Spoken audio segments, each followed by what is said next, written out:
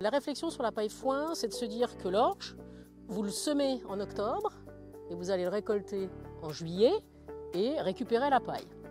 Puis après, vous allez avoir un sol nu. Donc pour éviter tout ça, il y a une solution, c'est que vous allez faire votre orge et avec votre raie gras sous couvert. C'est-à-dire que vous allez semer les deux, céréales et la graminée tout de suite derrière, votre prairie. Alors vous pouvez faire raie gras simple, raie gras trèfle ou imaginer une autre composition.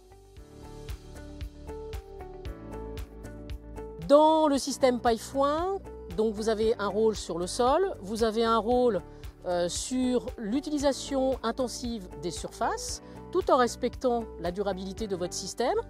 Votre sol est couvert, donc vous n'allez pas vers le désert. Et vous avez la possibilité soit de faire du pâturage à suivre, sachant que vous avez implanté votre prairie en octobre. À partir de juillet, le raie gras est monté, vous l'avez récolté en même temps que vous avez fait votre paille, et derrière vous avez la prairie qui va recommencer. Donc en fonction de vos objectifs, vous pouvez faire du pâturage ou faire une autre coupe. Donc vous avez intensifié la productivité de votre surface, tout en respectant la vie du sol. Ça c'est un. Deuxième, c'est sur la valeur nutritive. Vos pailles, généralement en protéines, 0 g de MADC par kilo de matière sèche, donc ça veut dire pratiquement rien. Là, vous mettez du raie gras dedans, donc vous avez augmenté votre valeur nutritionnelle, et notamment en protéines.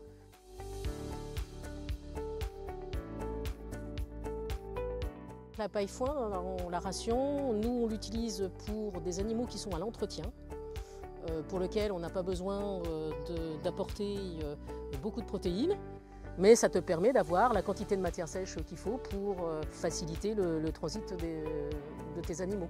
La paille foin, vous l'avez comme fourrage et donc apport de matière sèche en complément d'un foin sec ou enrubanné.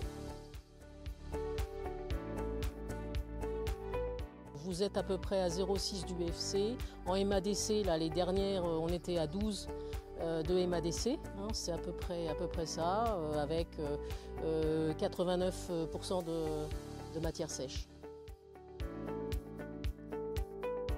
Votre céréale, vous êtes à 180 kg/hectare et votre prairie, vous êtes à 20 kg/hectare.